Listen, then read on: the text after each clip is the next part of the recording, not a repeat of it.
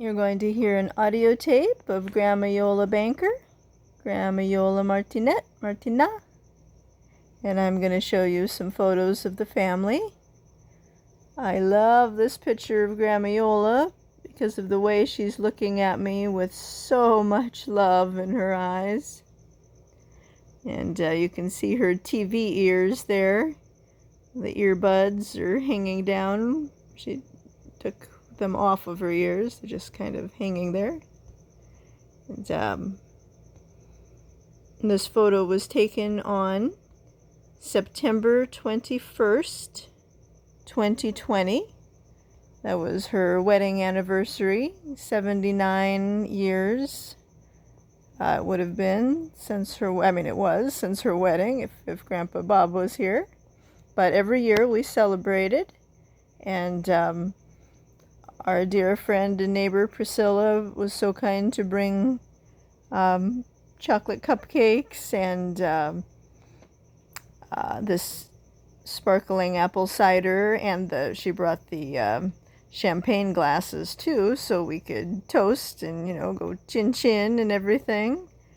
And we had a good time. You just would never think that, I know she didn't feel that great, but she looked so good. Look at this picture over here. That same. Does that look like somebody that's gonna die in a month and 2 days on October 23rd, 2020? To me, she's sparkling. I can see it in her eyes, though, that she, is definitely not her normal self. And I think we just ate the chocolate cupcake. That's why her mouth is kind of a mess. But, yeah, she, looks pretty sparkling for, you wouldn't really think, you would think maybe somebody's under the weather, a little bit sick, but I guess it just was a sucker punch out of the blue to me that she'd be dead in a month. I guess that never even crossed my mind. But anyways, let's listen to the audio tape. Okay. Maybe if we practice long enough, by Christmas it'll be passable. Lingvan, that means wintertime. How do you say it again? Lingvan. Okay, what about summertime? Ista. Huh? Ista. What about, spring? I don't know if it's primavera. I'm not sure. Fall? Huh? Fall? Fall, autumn. Huh? Lutum. How do you say that? Lutum. Lutum? Mm-hmm. Lutum. Wow. So maybe spring is primavera? I don't know. How do you say first? I don't know in our dialect. No? Prim. How do you say first? Prim. So maybe it's something like primavera? Primavera or something like that? It might be, I don't know. Probably something like it. Yeah. Thank you. This is how we say spring in Prustinench. Pringtang. Huh? Pringtang. Pringtang? Mm-hmm. Say it again? Pringtang. Pringtang. Nothing about culture makes sense except in the light of evolution. Nothing in biology makes sense except the light of evolution. Theodosus, species, Theodosus Dovinsky. Evolution plays a central role in biology because it provides answers to why questions. Why do we humans have big brains? Why do horses walk on the tips of their toes? Why do female spotted hyenas dominate males? The answer to such questions are you warm enough? Mm-hmm. Link every part of biology to every other part. The complete answer to the questions, why do horses walk on their toes, links the ecology of mycosin grasslands, the development biology of the vertebrate limb, the genetics of quantitative characters, the molecular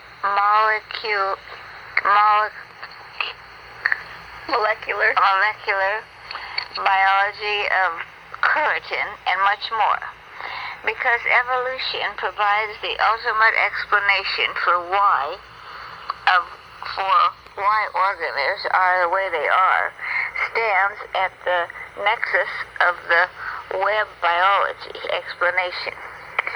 We think that evolution can play the same role in the explanation of human culture. It should be clear by now that we don't mean by evolution the descriptive stages of earlier 20th century anthropology, nor do we mean genetic evolution, at least not alone. Rather, we think that the ultimate explanation for cultural phenomena lie in the combination of cultural and genetic evolutionary processes. The explanation for the existence of pro-social instincts in humans provides an example. We saw that social psychologists and experimental economists, working from very different research traditions, have produced rather compelling evidence that people have pro-social predispositions that cause us to act altruistically under certain conditions. But why do we have such predispositions in the first place? The ultimate cause of the innate aspects of our behavior is the history of evolution that shaped the genes from which our samples of innate attributes are drawn. But theory and empiricism both suggest that direct selection on genes is unlikely to result in empathetic altruism. Why do human communities typically solve at least some of the commons dilemmas and other cooperation problems on a scale unknown in apes and monkeys? We think the evidence favors the idea that cultural evolutionary processes constructed a social environment that led to the evolution of in-group altruistic predispositions observed in the laboratory. We believe that we also made good on our claim that culture is a part of human biology, not something that operates in a super-organic realm. The capstone of this argument is also in the last chapter. Genes and cultures intimately affect each other's evolution. Any attempt to treat the relationship between genes and culture are simply constraints or dominated by one or the other partners must ignore a considerable amount of rather persuasive evidence. The evolution of culture and genes entangles these two hereditary determinants of behavior in inextricable ways. Even if science trades only in conjectures, not yet refuted, some issues cease to be debated because the evidence becomes so overwhelming. The Darwinian synthesis in biology occurred in the first half of the 20th century, and scholars no longer dispute many of its basic tenets. In our lifetimes, the establishment of DNA as the basis for organic inheritance and the establishment of seafloor spreading as the fundamental cause of geological processes on Earth were the most significant issues to pass from highly doubtful to textbook convention. Should the Darwinian theory of cultural evolution be one of those highly controversial ideas that becomes textbook fodder in the early 21st century? In this chapter, we collect together the threads of the case we have laid out in the book in an effort to allow readers to answer this question for themselves. We are, of course, partisans, but we hope that the fair-minded skeptic will find the evidence strong and the issues worth pursuing. In this book, we have presented a case for the prosecution, so to speak. So this photo, this was a painting that my dad made. You can see in the right corner, he signed it, Arthur Coates. I don't know why. I guess he liked to sign it that way. I mean, I don't know why he didn't sign it Eugene, but that's his middle name, so Arthur Coates. Maybe he liked that name better, I don't know. And then here's a picture of Grandma Iole and my mom Yolanda Lonnie at the Rose Garden Inn. I guess it's like a motel or something in Ojai, California. We stayed there multiple times and really liked it there. They had a beautiful grassy yard with a rose garden and a lot of roses, and just in the distance there'd be some horses, well, at least one horse on the property next to them. It was just a nice place to go, and we'd have dinner over there and eat ice cream at their ice cream parlor and walk around on the Suti Portis under the arches by the park. And there's Grandma Ma, so Iole Martinat, my first best friend. That the common run biology and cultural scientists are together guilty of scholarly conspiratory. The crime is agreeing to disagree by getting too far comfortable with the nurture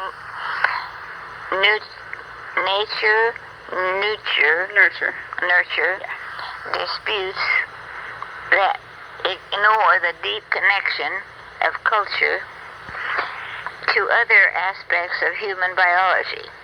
By oversimplifying the unique biology of our species, then using the oversimplifications to make straw figures of the other's fields, and finally embedding these poor caricatures deeply in disciplinary ideologies, nature-nurtured disputants have trivialized the most interesting and most important attributes of our species.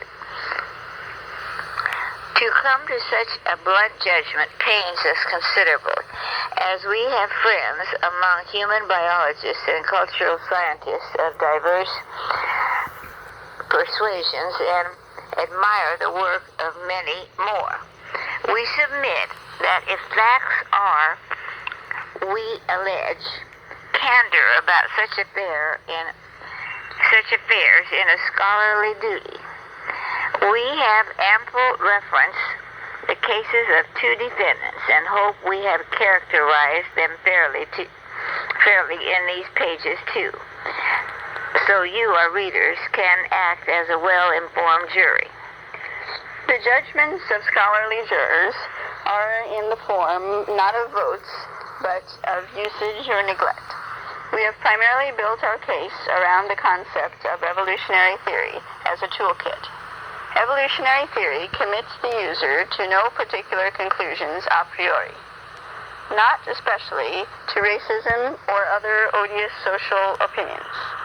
It is merely a collection of tools that one uses to solve old problems and look for new ones.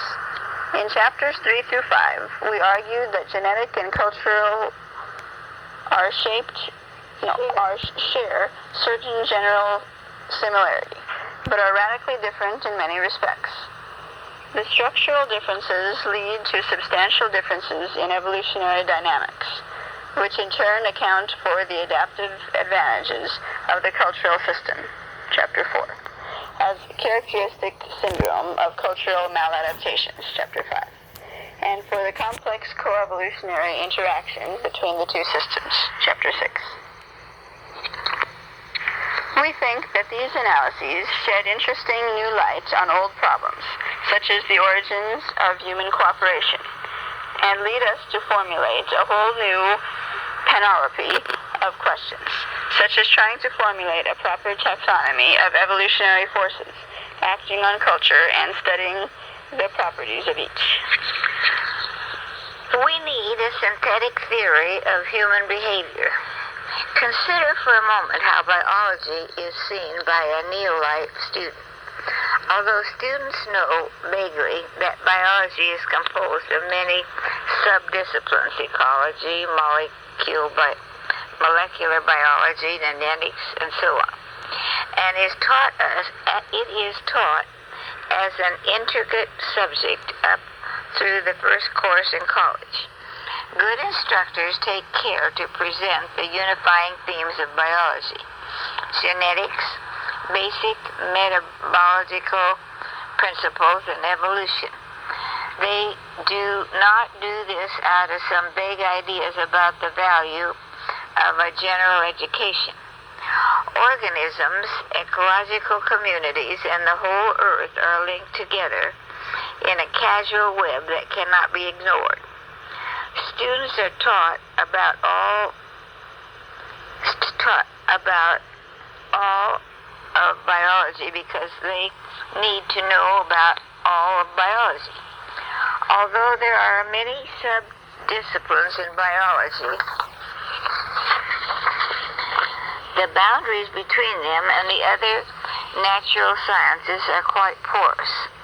Some of the most creative work in biology is done by harnessing findings or method in one field to problems posed in others. The classic example is the importation of chemistry into biology to create a succession of new disciplines: psychological, physiology, biochemistry, and molecular biology. Another is Richard Lutoni's pioneering use of biochemists' electrical method for separating enzymes to study genetic variations almost at the level of the gene. His findings that a surprising number of gene loci are polymorphic attracted a generation of students to the problems of evolution at the level of actual genes and launched the still thriving field of molecular evolution. Biologists don't let disciplinary boundaries get in the way of pursuing the linkage that web the phenomena of life to each other and the phenomena of geology, chemistry, and physics. So I just wanted to say I love this picture of me. It was when I was graduating from 6th grade, so graduating elementary school, graduating from elementary school. So, I don't know, what would I be? Maybe 12 or something like that. I like my tan and the way my eyebrows are at this age, I think the shape of my face I liked. So yeah, I liked how I looked when I was, in middle school, say, the end of 6th grade, so almost in middle school. And this photo was taken at my dad's house in Wrightwood. See all the wood paneling on the walls there? That painting my dad painted, and I remember those chairs. They matched the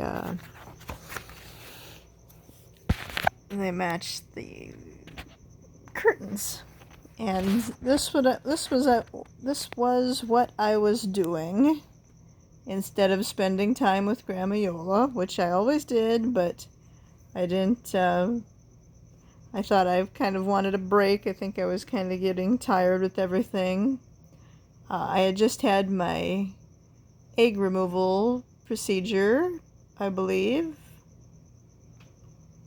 I think so, or I had to go for monitoring. But anyways, I had a doctor's appointment at Life IVF Center in Irvine, and this was probably sometime in September or early October of 2020, one of the two.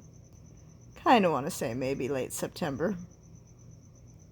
So I thought, well, since we're down there, getting my eggs out and everything, why not stop at this neat little pumpkin farm? We got to ride on a tractor that rode us around the entire pumpkin farm area. It was called Tanaka Farms. And, they had little scarecrows dressed up in kind of fall themes and picked a pumpkin out and everything. So, yeah, I just didn't realize, that my days with Grandma Iole were quite so numbered, or I wouldn't have been doing this. But, sometimes you just kind of feel like you need a little break, like, oh, let's do something fun. I mean, I don't know what was wrong with me. But yeah, caregivers sometimes think they can get a little bit overworked, like I was, and I really didn't have too much time off. I mean, I'd love to spend it with Grandma Iole, and now I'd give anything for a day with her or an hour with her or anything, but everything I did, I had to make sure that she could do it too, like I wouldn't have ever been able to come to a place like this with her. And I don't know, for some reason I wanted to get out, and I guess it just sounded like a fun thing to do in the fall, a way to kind of celebrate Halloween, because I knew with COVID we probably wouldn't be doing, trick-or-treating or anything like that. So anyways, From biology. yeah, so Grandma Iole helped me study a lot, so she was reading with me here, I think, or talking about it with me. Other and the phenomena of geology, chemistry, and physics. You can see the mask. It looks like a scarf, but it's a mask. My N95 mask around my neck there. When we moved from biological to physical problems to study humans, we were struck by how much more isolated the social science disciplines are from each other and from natural sciences than in the case of biology. The problem begins with educational traditions. Psychology, sociology, economics, linguistics, history, and political science all teach proprietary first-year introductory courses. Students are encouraged to think, by the nature of these courses, if not more actively, that the study of humans can be divided into rather isolated chunks corresponding to the historical disciplines. Why is there no Homo 1 course on the model of Bio 1, a complete, if small-scale map to the whole problem of understanding human behavior? Even in anthropology, where students in traditional programs have to do introductions to the biological, sociocultural, archaeological, and linguistical fields, the attention to integration of the fields has been low and declining in recent decades.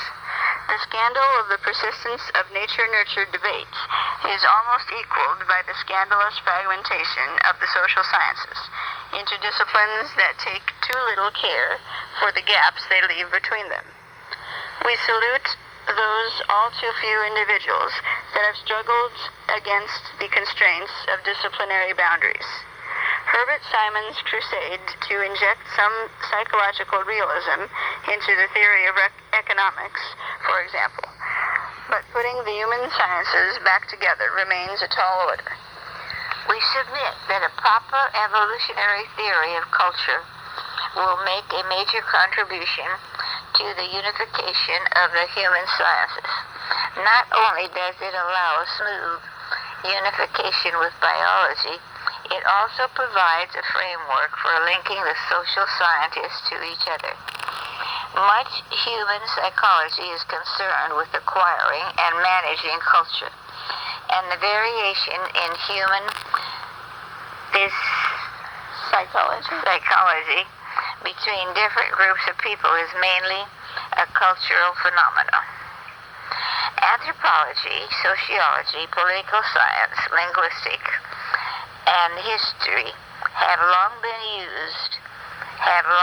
used the cultural explanations for changes in human behavior and for exactant diversity.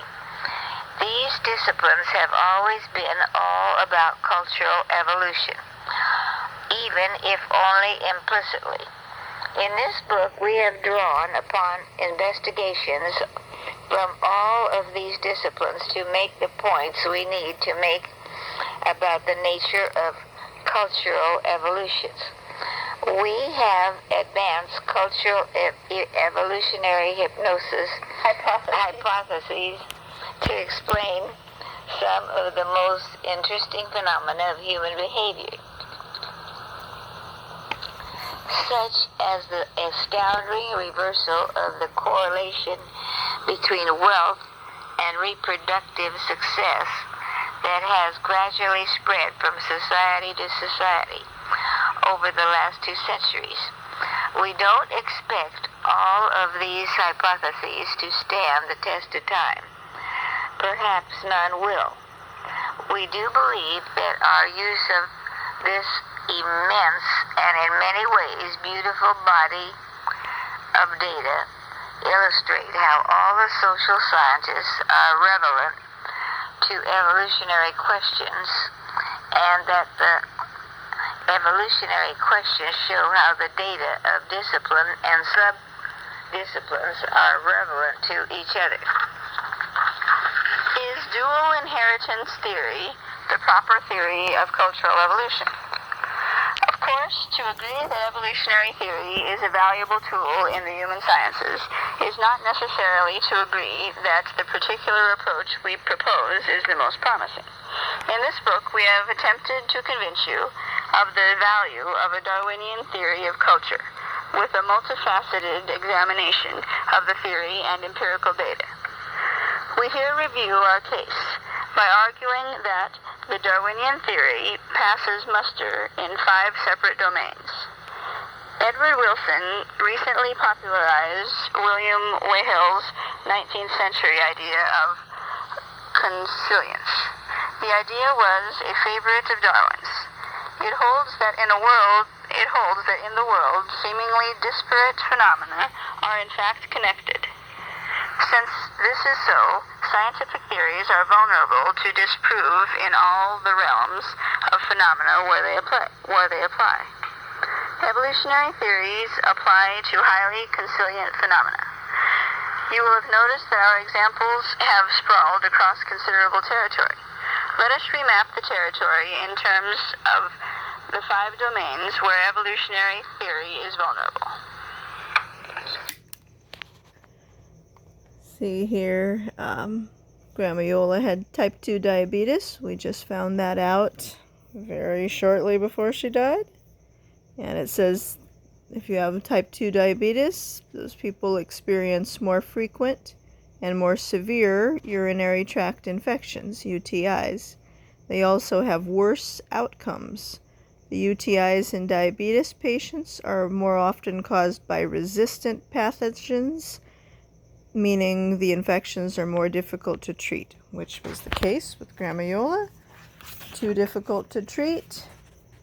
Spread to sepsis, as they call it, blood poisoning, and that was the end of her, which is a bad outcome. This is when we went to the lake with our dear friend and neighbor Priscilla. Took some of these photos. Logical coherence typically checked using mathematical models, processes that we cannot make work in an analytic or simulation model are unlikely to work in the real world. Further, making models often teaches us surprising things not apparent to naked intuition, particularly about population processes that are rather too intricate for verbal reasoning. 2. Proximal mechanisms. Do the mechanisms entailed by the hypnosis actually exist? Hypotheses actually exist? Do the mechanics entailed by the hypothesis actually exist? If we cannot find the evidence for the proximal psychological process needed to make the cultural